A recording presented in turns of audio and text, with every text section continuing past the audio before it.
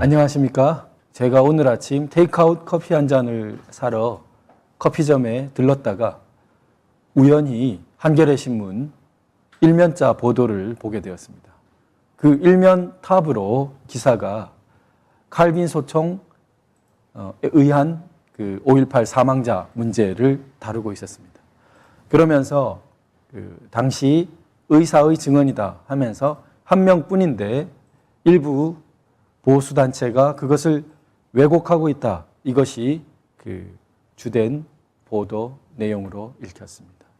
그래서 저희가 도변정담 시간에 기존에 카빈총 사망자에 의한 사망 원인 문제, 제가 굉장히 강조했던 내용입니다. 5.18에 대해서 다시 한번 원칙적인 입장을 강조하자면 저는 5.18이 분명히 자유민주화 운동적 요소를 부분적으로 갖고 있는 점을 부정하지 않습니다. 그러나 5.18에는 다른 민주화 운동과는 달리 자유민주화 운동으로 포함시키기 어려운 중요한 여러 가지 이질적인 요소들이 분명히 존재합니다. 이 부분을 명확히 분리해서 규정하지 않고 뭉뚱그려서 그것을 민주화 운동이라고 할 때는 우리의 자유민주화 운동적인 부분까지 변질되어 버릴, 그리고 변성되어 버릴 우려가 있기 때문에 그러한 부분들에 대해서는 반드시 구분이 이루어져야 하고, 또 자유민주화 운동으로 포섭되기 어려운 그 부분은 북한군까지는 몰라도 거기에 더욱 전제적인 요건으로서 북한의 개입 여부라는 부분은 굉장히 단순치 않은 여러 가지 조사되어야 할 영역들을 남기고 있고, 그런 의혹 때문에 이번 특별법에서도 북한군 개입 여부를 조사하라는 항목이 포함된 것으로 알고 있습니다. 자, 그런데 그러한 5.18에 문제가 되는 여러 가지 내용들 중에 대표적인 세 가지를 제가 늘 들었습니다. 대표적인 세 가지 중에 첫째, 교도소를 습격했다. 교도소를 집요하게 공격한다. 그래서 거기 있는 죄수들을 막 풀어내려고 한다. 이것은 자유민주화 운동 요소로 당시 판결에서부터 결코 볼 수 없다고 봐왔던 부분입니다. 그 다음 두 번째, 24단 지휘부 차량 습격으로부터 비롯되는 조직적인 무기고 탈취, 아시아 자동차 공장 포함해서 거기서 군용 차량을 이끌고 나오는 등 전남 무기고 지역에서 조직적으로 라고 볼 수밖에 없을 만큼 그 아주 단시간에 이루어지는 대량의 무기고 탈취 부분, 그리고 세 번째 마지막으로 사망 원인의 정확한 규명 여부, 특히 카빈총 등 이 부분을 강조했었습니다. 그런데 각각이 특히 교도소 문제도 그렇고 반향을 많이 불러일으키고 있는 것 같습니다. 5.18이 가까워지면서 마침내 세 번째 문제까지도 이제 일면 기사로 나기에까지 이르렀는데요. 그러나 심각한 그 보도에는 우리가 주의하지 않으면 그냥 부주의하게 중요한 내용을 그릇 알거나 굉장히 혼동스럽게 알 내용이 포함되어 있습니다. 그래서 그 부분을 좀 짚어가면서 해설을 드리고자 합니다. 그 오늘 일면 기사에 따르면 문형배 그 교수님이 등장합니다. 의사시죠. 이분이 그 5.18 당시에 가장 1차적인 시체 검시에 참여했던 그 의사분들 중에 한 분인 것은 맞는 것 같습니다. 그런데 이분만이 시체 검시에 참여했던 것이 아니고 윤모라는 그 전남대 의대 당시 교수님도 참여했고, 그런 것이 수사 기록에 5.18 수사 기록에 남아 있습니다. 즉 이분 혼자만이 아니라는 것이죠. 그리고 이분 혼자만이 당시 문제가 되었던 모든 시체를 1차 검시했다 라는 내용은 기사에 포함되어 있지 않고, 아마 이 교수님도 문 교수님도 그렇게 말씀했을까 싶습니다. 의문이 듭니다. 즉 당시 발생했던 모든 시신을 이분 혼자 검시한 것은 아닐 가능성이 더 크고, 모든 시신을 검시했다는 내용은 기사에도 전혀 포함되어 있지 않다. 그렇다면 이분의 말을 선회하더라도 자신이 보았던 시체 중에 명확히 지금 그것도 기억으로 당시에 조선은 지금 논외로 하고 지금의 기억으로 카빈 사망자를 한 명으로 기억한다. 그런 내용이 되겠죠. 그런데 여기서 우리가 중요하게 구분을 해야 될 것이 있습니다. 기사를 보면 사체 검안위원회라는 것이 나옵니다. 주로 사체 검안위원회의 내용을 다루고 있어요. 11명 위원이 있었다. 그 중에 위원이 의사가 2명 있었는데 그 한 분이 이 문형배 의사 이분이시고 다른 분은 박규호 조선대 의대 교수셨다. 근데 그분은 별세하셨다. 이래요. 자, 제가 조금 전에 말씀드린 윤모라는 전남대 의대 교수, 당시 1차적인 시체 검시에 참여했다고 증언하고 있는 이분, 이름이 다르죠? 즉, 가장 중요한 구분은 사체 검안위원회는 1차적으로 시체를 본 사람들이 아닙니다. 이게 완전히 기초적인 우리의 인식을 혼동스럽게 하는 겁니다. 즉, 이분은 주로 이 위원회에서 일어났던 일을 가지고 막 이야기하고 있는데 이분은 사실 위원회만이 아니고 1차적인 검시에도 참여했던 분이에요. 기사를 보면 이렇게 나옵니다. 사체 검안위 위원들은 검찰, 경찰, 의사 등, 의사가 반드시 포함되죠. 의사 등 49명이 참여했던 사체 검시관들이 1차로 작성한 소견을 바탕으로 사체 검안서를 작성했다. 어디가 1차적이라고요? 위원회가 아닙니다. 1차적인 것은 1차 소견이 그것도 쓰여집니다. 1차 소견이 나오는 것은 사체 검시관들이에요. 직접 사체를 보는. 자, 이 직접 사체 검시관들은 49명이나 있었다고 해요. 그 중에 알려진 의사가 이 문 교수님하고 제가 모두에 말씀드렸던 윤모라는 전남대 당시 의대 교수님. 이 두 분은 기록상에 확실히 1차 검시에 참여한 민간 의사로 나오는 것입니다. 그럼 어때요? 지금 그 당시 1차 검시에서 모든 그 시체, 사체를 이 문 교수님이 다 봤다 이런 이야기가 없다는 거죠. 그러면은 당신이 보지 못했던, 문 교수님이 보지 못했던 영역에 대해서 문 교수님이 확정할 수 없는 거죠. 근데 그런 내용에 대한 기사의 파고듦이 전혀 없다. 아마 파고들지 않고 싶어서 그런지는 모르겠지만 전혀 그 부분을 검증하지 않고 있다는 치명적인 약점이 있다는 것입니다. 그래서 제가 여러 차례 말씀드리지만 이 5.18 사망 원인의 관계에서 제일 우리가 국가적으로 중시해야 될 부분이 뭐냐면 이렇게 국민적 의혹이 커지고 많은 국민 통합의 저해 요소를 낳는 중요한 이 문제에 있어서 뭐가 기준이 우선돼야겠다? 사망 원인에 있어서는 1차적인 사체 검시 조서가 전면 공개돼야 되겠다. 저는 그렇게 생각합니다.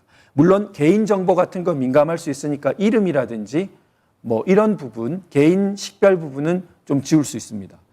그런데 밑에 사체 검시 그 당시에 기록되었던 사망 원인에 관계되는 내용 있죠?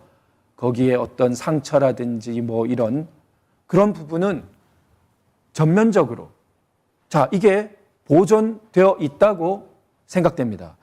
이번 한겨레 기사에서 그러한 내용 하나를 서류를 들고 오기도 했거든요. 보도하기도 했어요. 그렇다면 이분만이 아니라 조사천 씨 이분만이 아니라 모든 대부분의 그 사체에 대해서 1차 검시 조서가 있을 거라고 생각됩니다. 보존되어 있을 거라고. 그럼 거기에 어떻게 기록되어 있었느냐가 굉장히 중요하다 이렇게 생각됩니다. 만약에 그 1차 검시 조서 내용의 그 내용에서 차후에 2차, 3차적으로 만약 말이 바뀌었다면 분석 결과가 바뀌었다면 그러면은 아주 압도할 만한 어떤 증거를 갖고 바뀌었는지 아닌지 따져봐야 되죠. 만약에 압도할 만한 증거를 가지고 바뀐 게 아니라면 향후에 바뀐 것이 굉장히 우리가 합리적으로 의심해 봐야 될 그러한 근거가 있는 것 아니겠습니까? 그래서 가장 1차적인 기준으로 그 사체 검시 조서가 규명, 공개, 분석되어야 되겠고요. 자료 화면을 한번 보죠. 제가 예전 몇 달 전에도 인용한 것인데요. 이 1차 검시 조서의 내용을 그럼 믿을 수 있느냐? 부검의사, 지금 이 문 교수님 같아요. 문모라고 되어 있는데 당시 수사 기록에 남기셨어요. 95년도에 벌써 이런 공적 진술을 하셨습니다. 뭐라고요? 당시 부검 당시에 일체의 압력 없었다는 걸 증언하고 있습니다. 지금은 위원회에 대해서는 마치 압력이 굉장히 많았다는 식의 보도가 이루어졌어요, 오늘. 그런데 이분이 95년 훨씬 그 당시에 근접해 있고 이미 87년 이후기 때문에 이런 내용으로 신변 위협을 느낀다 있을 수 없습니다. 그런데 그 분위기에서 이분이 진술하고 있는 내용이 자, 질문이 이렇게 나옵니다. 자료 화면에 보면 당시 사인 판단에 있어 계엄 당국이나 외부로부터 주문이나 압력 같은 것은 없었는가요? 물으니까 이 문 교수님이 당시 군의관이나 검찰, 경찰관이 입회하긴 하였지만 아까 49명의 의사 말고도 포함되어 있다 했죠. 그러니까 입회했다는 게 일치되어 가죠. 그들이 사인 판정을 할 만한 의학적 지식이 없는 상태라. 그렇죠. 전적으로 저희 의사들이라고 합니다. 한 분이 아니죠. 저희 의사들이 사인 판정을 하였으며 그래서 문 교수님 알려져 있는 부분이 윤모라는 당시 전남대 의대 교수님 더 있을 수도 있어요. 그리고 그 10일가량의 기간 동안에 며칠이라 하더라도 한 교수님이 24시간 거기를 지킵니까? 있을 수 없죠. 그러니까 이 문 교수님이 모든 시체를 검시하지 않았을 거라는 생각을 하게 되는 거예요. 그게 더 높은 우리 추정이 아니겠습니까? 한결에도 감히 모든 시체를 봤다고 말하지 못해요, 이분이. 자, 그래서 판정 기준은 판정을 해요. 그때 검시에 판정하지 않고 넘긴 게 아니라는 겁니다. 이번 기사를 보면 마치가 아니고요. 이렇게 명시적으로 쓰고 있습니다. 시체 검안에 참여한 의사들은 외형적 상태만 기록했다. 그래서 그 이상, 외형적 상태 이상 판정을 하지 않은 것처럼 기사에 써져 있어요. 그런데 이분 문 교수님이 95년 당시에 어떻게 써요? 판정을 해요. 판정 기준은 자, 총상, 자상, 타박사, 차량사 등만이 아니고 그건 대별이고요. 다시 총상의 경우에는 더 들어간단 말입니다. 그냥 외형만 쓰는 게 아니라 다시 총상의 경우에는 M16인지 카빈인지 그도 저도 분명치 않으면 기타로 판정을 했다 이렇게 쓰고 있지 않습니까? 더 들어간 판정을 했단 말이에요, 당시에. 자, 그래서 그 판정 부분을 보면 다음 화면 보시면 그리고 총상의 경우 판단 기준은 검시 현장에서 시체를 살펴보며 사체를 살펴보며 사입구, 총알이 들어간 부분, 사출구, 나온 부분을 확인하고 크기를 재는데요. 자, M16이 되는 그 판정받는 기준은 이렇습니다. 사입구, 사출구 크기가 상당한 차이가 있고, 자, 사입구는 작고 사출구 나오는 부분이 굉장히 크다, 차이가 크다. 이게 이제 M16 그 회전하는 그 우선이 많이 되어 있어서 회전이 큽니다. 많이 돼요. 그러니까 전형적인 그 사체의 모양이 사입구는 상대적으로 굉장히 작고 사출구에 비해 사출구가 굉장히 커진 좀 잔인하죠. 그런 그 어쨌든 그 파괴력이 큰 그런 총탄입니다. 혹은 사출구의 크기가 큰 경우와 그 다음에 사입구만 확인되고 사출구가 확인이 되지 않는 경우, 요건 이제 뒤에 걸립니다. 자, 이거는 요러면 M16이다가 아니고 요런 시체 중에 또 사체 상태가 불량하여 사입구, 사출구가 식별이 되지 않는 것 중에 손상 부위가 상당히 큰 사체. 이건 이제 파괴력이 상당히 크다 보니까 이게 M16이라는 판단을 받은 거죠. 자, 그렇지 아니한 사체들이 전형적으로 이제 맹관 총상이라고 해가지고요. 카빈 총상은 이 뚫고 나가는 힘이 약해서 사출구가 발견되지 않는 경우가 많다고 합니다. 그런 걸 이제 맹관 총상이라고요. 막혀 있다는 거죠. 맹지처럼. 그런데 그러한 기준에 의하더라도 판단이 불가능한 경우 기타로 분류를 하였다. 제가 알고 있는 한도한 일체 압력이나 주문이 없었다. 이렇게 증언하고 있습니다. 자, 윤모라는 전남대의대 교수님 증언까지 마저 보죠. 자료화면 다음 보시면 당시가 계엄 상황이기 때문에 군의관이 입회를 하였지만 단순히 참여했고 사인에 대한 판단은 전적으로 담당 의사가 하였습니다. 이렇게 수사 기록을 남기고 있습니다. 자, 이런 상황인데요. 이후 카빈 소총 사망자가 계속 늘어났다. 이러면서 28명이다가 88명이다가 막 늘어났다. 이렇게 기사를 쓰고 있어요. 그런데 제가 전에 한번 소개한 적이 있지만요. M16에 의한 사망자 숫자가 아주 체계적으로 증가합니다. 제가 지금 책을 옆 책상에 두고 와서 조금 도움을 요청해야겠습니다. 옆 책상에 놓인 회고록 책 좀 가져다 주시면 좋겠습니다. 자, 그 부분 제가 보시면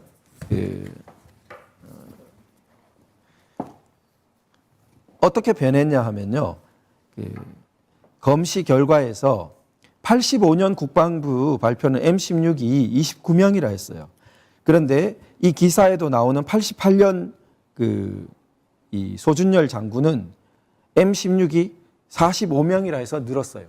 자, 카빈이 늘었다고 했는데 M16도 늘었습니다. 자, 그다음 88년 같은 해인데 몇 달 뒤 7월에는 국방장관이 오자부 국방장관이 98명이라고 또 번복해서 M16 사망자 숫자가 훨씬 늘었어요. 그다음 95년은 이제 M16이 96명으로 정리됐습니다. 그래서 지금 카빈 소총을 늘려가지고 마치 어떤 불순한 의도를 가지고 카빈 사망자 숫자를 막 늘렸다 이런 취지의 기사 보도가 되어 있는데 다른 측면으로 보면 M16에 대한 사망자 숫자가 막 늘어납니다. 이렇게 당시 M16에 의한 사망자여야 이제 국가 보상을 받기가 훨씬 쉬워지는 단계로 변했습니다. 예전에는 카빈에 의한 사망자라고 해야 이 불이익을 받지 않을 것 같아서 그런 사회 분위기 때문에 카빈으로 했다. 이런 분석을 하는 분도 있습니다. 그런데 이런 모든 추정보다 혹은 2차, 3차적인 내용보다 사실 사인에 대한 판단이 이렇게 막 뒤죽박죽이 되는 게 있을 수 없죠. 그러면 안 되죠. 쉽게 바뀌면 안 되는 거죠. 쉽게 바꿔준 게 문제죠. 만약 쉽게 바꿔줬다면. 어디가 기준이 돼야 된다고요? 가장 1차적인 그 당시 때의 사체 검시서. 이게 기준이라는 겁니다. 그걸 아주 엄밀하게 분석하고 그리고 거기서 변화가 될 때는 어떤 압도적인 증거들이 있었는지를 따져야 된다는 거죠. 우리가 많이 못 그랬던 것 같아요. 이 중요한 문제에 있어서 그러다 보니까 지금 이제는 이런 기사까지 나게 된 것 같습니다.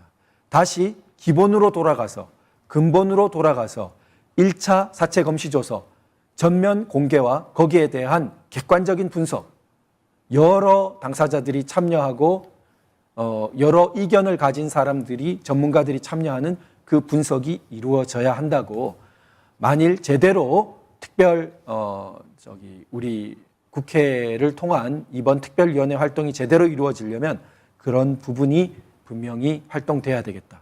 그렇게 생각이 됩니다. 자, 그래서 관련 보도로 조사천 씨에 대한 보도까지 한겨레가 했습니다. 조사천 씨는 5.18 사진에서 유명한 이 아주 어린아이, 이 영정을 들고 있던 이 아버지입니다. 이분에 관해서 카빈 소총으로 사망 원인이 있다는 것이 뒤에 많이 밝혀졌습니다. 그것이 이제 상당히 좀 불편했던 것 같습니다. 그래서 특별히 기사를 다루면서 이렇게 카빈 희생자로 거의 조작을 했다. 이렇게 이제 기사 취지가 나오고 있습니다. 그러면서 제가 강조하는 그 1차 그 조서를 사진으로 이제 기사를 냈습니다. 그걸 한번 보시면 한겨레 신문 보시면 나오는데요. 이런 그 1차 그 검시 조서입니다. 2차적인 건 이렇게 생겼어요. 자, 그래서 1차적인 그 검시 조서에 카빈이라고 안 돼 있었다. 이렇게 이제 말하고 있습니다. 그런데요. 그 1차적인 검시 조서 보면 밑에 그 문 교수님, 지금 말씀 나왔던 문 교수님 있고, 제가 말씀드렸던 윤모 교수님도 여기에 같이 이렇게 이름이 나와 있습니다. 자, 그런데 뭐를 중시해야 되냐면요. 이 한 장에는 지금 카빈이란 말이 안 보였어요. 그런데 지금 작은 글씨로 한자로 쓰여져 있어서 기사는 전혀 보도하지 않았는데요. 자세히 보면 인터넷으로 다 보이는데, 이 관심 많으신 분들은 굉장히 아주 이렇게 발견하는 그러한 그런 집중력을 좀 발휘해야 될 부분입니다.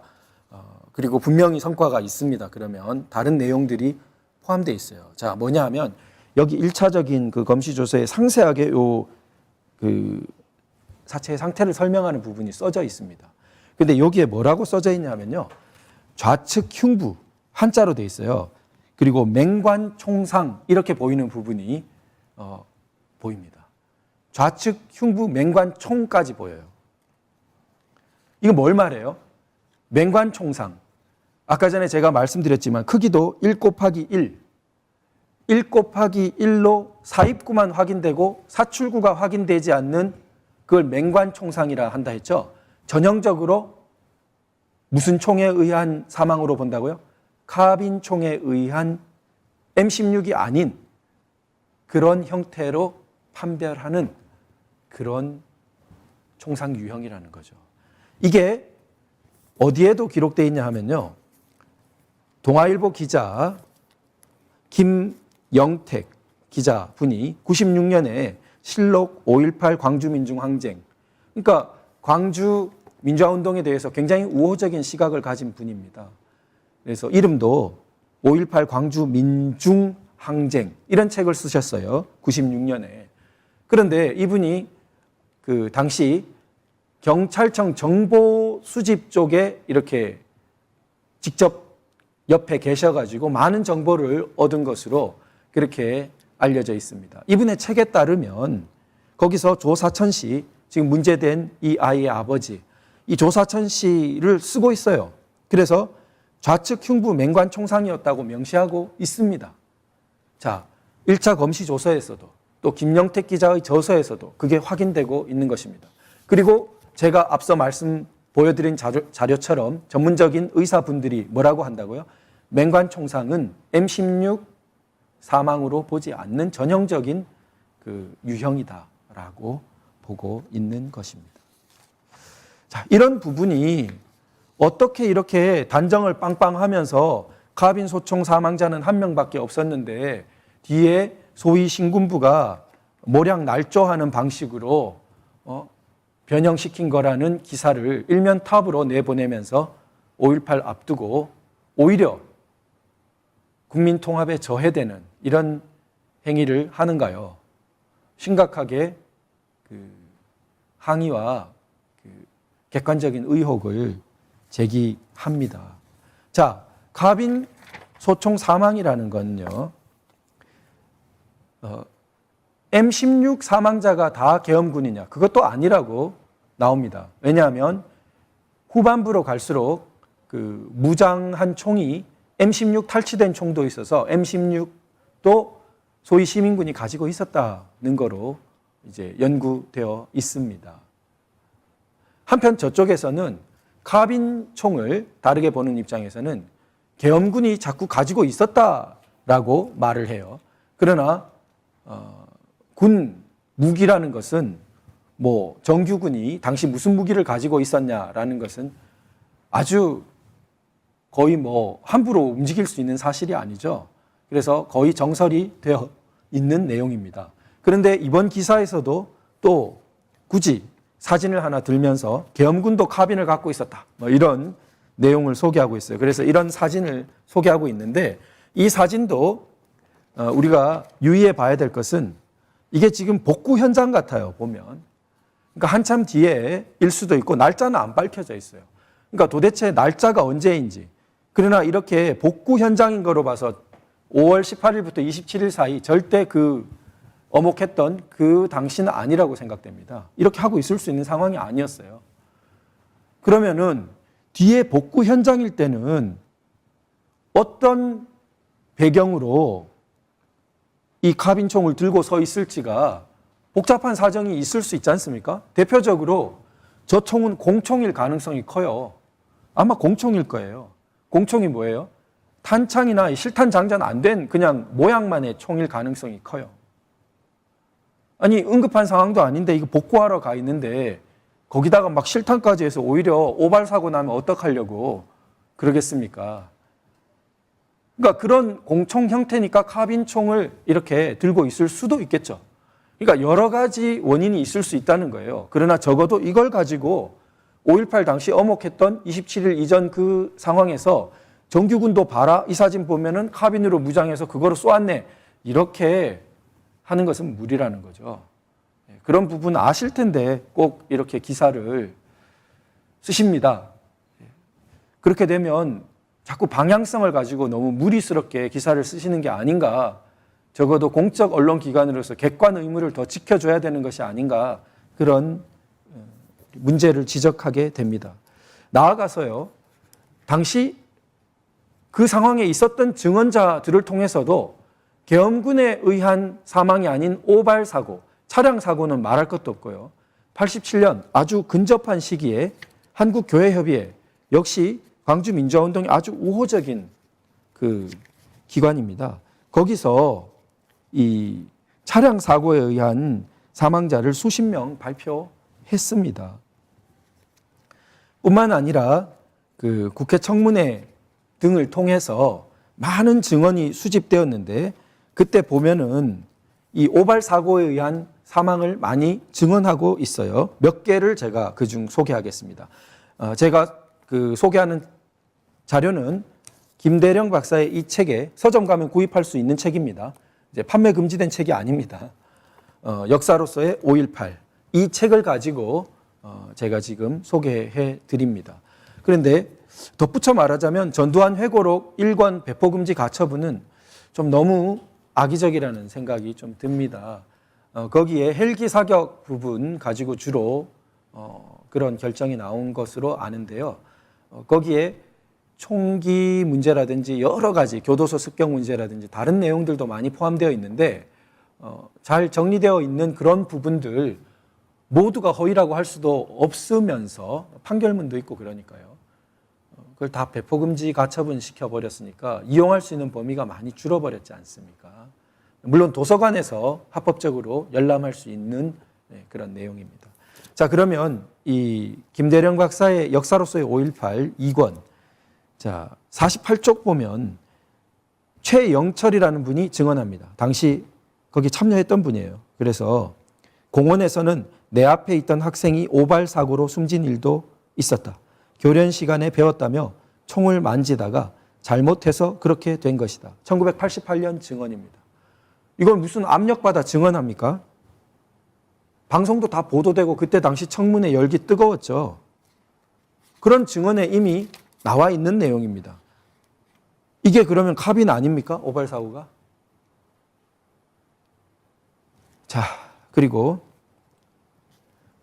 김수영이라는 분이 88년 증언에 또 이렇게 합니다. 광주은행 앞에서는 총 조작 중 오발 사고가 나서 고등학생 한 명이 어깨 쪽지에 총을 맞고 죽었다. 이때부터 사람들이 총구는 하늘로라는 구호를 외쳤고 지나가던 지프차 위에서 또 오발 사고가 나서 차에 탔던 학생이 어깨에 총을 맞았다고 한다. 최소한 한 명이 아니죠. 이분 증언에 따르면. 뒤에 맞은 분이 사망까지 이르렀는지는 모르겠지만 당시 이게 한 건, 두 건이 아니게 일어난 일이라는 것을 보여줍니다. 그럴 수밖에 없는 것이 총을 처음 만져보는 분들도 많은데 막 나눠졌어요, 그때. 그러면 군인들도 심지어 많이 다뤘던 예비군 훈련 중에도 오발 사고가 날 수 있는 게 총기입니다. 그런데 그 당시 한 번도 만져보지 않은 어린 고등학생 나이의 사람들에게도 많은 총기가 배부되었는데 오발 사고가 나기가 쉬운 상황이죠. 자, 마지막으로 하나 더 소개하죠. 우리가 탄 차가 지영길이라는 분이 1989년 증언입니다. 광주은행 본점 사거리에 도착했을 때 갑자기 총소리가 났다.